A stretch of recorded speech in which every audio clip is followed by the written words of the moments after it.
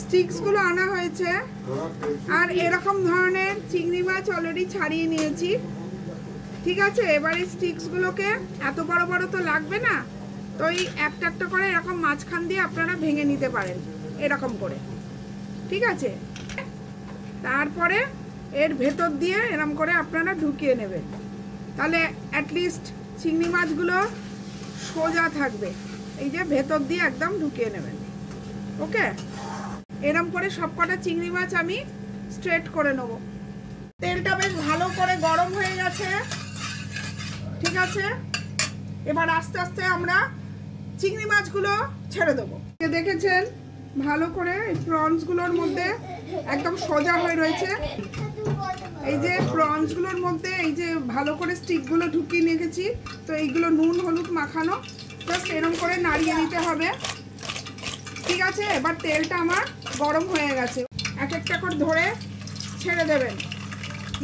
এই যে এক একটাকে ধরে ছেড়ে দেবেন।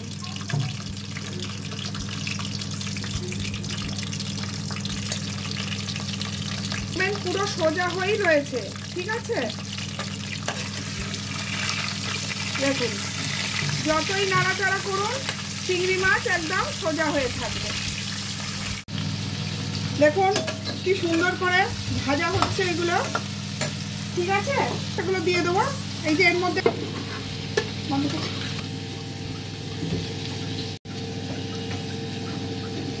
এবার এর মধ্যে ছোট ছোট করে একটু আলু কেটে রেখেছি, ভাজা ভাজা করে ভেজে নেবো। ওকে, আলুগুলো ঠ্যাংগুলো ভাজা হয়ে গেছে, এবার আমরা তুলে নেব।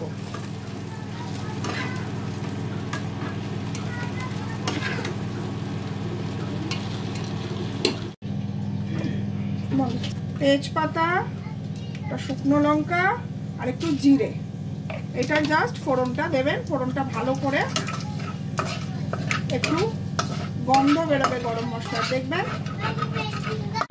এবার একটু পেঁয়াজ আদা রসুন এর মধ্যে দিয়ে দেবেন, 3-4 চামচ দিলাম। এটা ভালো করে একটু কষিয়ে নেবেন। নিচে একটু পেঁয়াজ আদা রসুনটা ভালো করে দিয়ে একটু কষিয়ে নেবেন।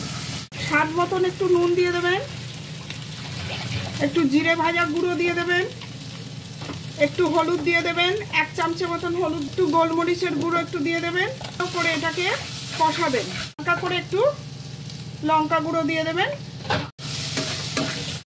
এবার 1 চামচ মতন একটু চিনি দিয়ে দেবেন। চিনিটা দেওয়া হয় কালারটা আসার জন্য, আপনারা 1/2 চামচও দিতে পারেন, নাও দিতে পারেন।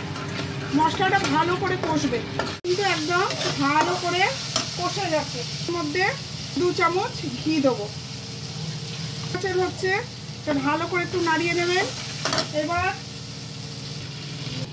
এই জায়গাটায় চিংড়ি মাছ আলু টালু সব রেখেছি, পুরো মশলাটা আমরা আস্তে আস্তে এর ভেতরে ঢেলে দেবো।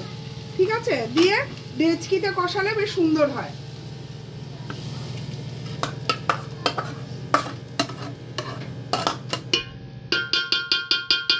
বাদ বাকি মশলাটা কড়াইতে ছিল, একটুখানি জল দিয়ে চেঁচে এর ভেতরে দিয়ে দিলাম। হালকা ভাবে করবেন, কারণ এটা চিংড়ি মাছের একটা ভালো গ্রেভি প্রিপারেশন হচ্ছে। জল দিয়ে দেবেন, ব্যাস 1/2 গ্লাস মতন জল দেবেন, দিয়ে এটা একটু ঢাকা দিয়ে রাখবেন। ওকে, 10-15 মিনিট ঢাকা দিয়ে রাখবেন। 10-15 মিনিট ঢাকা চাপা দিয়ে রেখেছিলাম। এবার খুলছি, চিংড়ি মাছ এই দেখুন ফুটছে, দেখছেন? দেখুন ফুটছে। এবার এর মধ্যে আমরা একটু গরম মশলা বা সবথেকে ভালো হয় দারচিনির গুঁড়ো একটু দিয়ে দিলাম আমি। ঠিক আছে, লেবুর রস ভালো করে দিয়ে দেবেন। গ্যাসটা কিন্তু একদম কমিয়ে রেখেছি আমি। হ্যাঁ,